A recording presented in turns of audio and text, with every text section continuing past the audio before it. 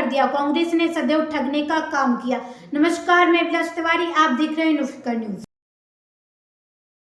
Bharatiya Janata party के प्रदेश media प्रभारी आशीष अग्रवाल ने शनिवार को सागर में पत्रकार वार्ता को संबोधित करते हुए कहा कि अंत्योदय भारतीय जनता पार्टी के राजनीतिक दर्शन का मूल मंत्र है। इसलिए प्रमुख फैसले लेते समय हमेशा वंचित, गरीब, मजदूर और किसान हमारी आंखों के सामने रहते हैं और मध्य प्रदेश में भी भाजपा की शिवराज सरकार ने इसी वर्ग को अपनी योजनाओं के केंद्र में रखा है। इसलिए मध्य प्रदेश में पार्टी को आज जो जनता का आशीर्वाद मिल रहा है वह प्रदेश में हुए विकास का, प्रगति का, गरीबों के कल्याण का, बेटियों की उन्नति का, महिलाओं की समृद्धि का, युवाओं के बढ़ते हौसलों का,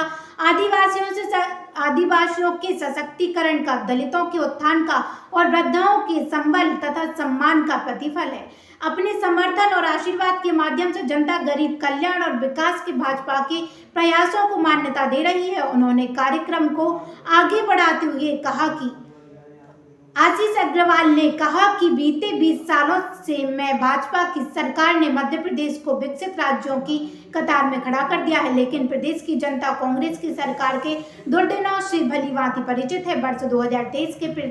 पहले प्रदेश बदहाल था, सड़कें गड्ढों में बदल गई थी, बिजली आती जाती रहती थी, आमजन के लिए शासकीय सुविधाएं पाना कठिन था, शासकीय अस्पतालों में स्वास्थ्य सुविधाएं स्वयं बीमार थी, सरकारी स्कूल 500 रुपये महीने पर काम करने वाले शिक्षा कर्मियों के भरोसे थी, प्रदेश बीमारू राज्य की श्रेणी में था और उद्योगपति यहाँ निवेश करने में कतराते थे। कृषि प्रधान प्रदेश की कृषि दर न्यूनतम थी, सिंचाई के साधन नहीं थे, उद्योगों की विकास दर 1% से भी नीचे थी, प्रदेश की विकास दर ऋणात्मक थी। आशीष अग्रवाल ने कहा कि बाद में आई कमलनाथ सरकार ने अपने 15 महीनों के कार्यकाल में जनता से कपट की जो पटभाषा लिखी वह प्रदेश का हर व्यक्ति जनता जानता है। उस सरकार ने भाजपा की सरकार द्वारा शुरू की गई जन कल्याण की योजनाओं को ठंडे बस्ते में डाल दिया था।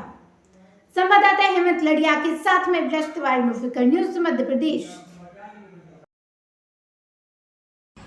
ये जो जन आशीर्वाद यात्रा 3 सितंबर से 5 यात्राओं के रूप में जो भारतीय जनता पार्टी मध्य प्रदेश के द्वारा प्रारंभ की गई है, तो मुझे बताते हुए गर्व और हर्ष होता है कि आगामी 2 दिवस में ये सागर की उस पुण्य धरा को छूने वाली है। सागर जब मैं भोपाल से चला तो जो सुखमय सड़कों का मुझे जाल मिला, तो मुझे लगा कि मध्य प्रदेश में सागर में जो चहुमुखी विकास है वो एक विशेष है और इसीलिए आज बुलंद बुंदेलखंड की पहचान के रूप में समृद्ध सागर भी इस देश के नक्शे पर अपनी बेमिसाल पहचान छोड़ चुका है। लोकतंत्र का एक विशेष महोत्सव होता है चुनाव, और चुनाव से पहले जनता जिन कसौटियों पर राजनीतिक दलों को और उनके नेताओं को कसती है वो है उनके द्वारा किए गए पूर्व में वादों को कितना पूरा किया गया। भारतीय जनता पार्टी की सरकार जब 2003 के बाद आई तो हमारे चुनाव अभियान से पहले का एक विशेष पर्व होता है ये जन आशीर्वाद यात्राएं। जन आशीर्वाद यात्राओं के माध्यम से हम जनता के बीच जाते हैं,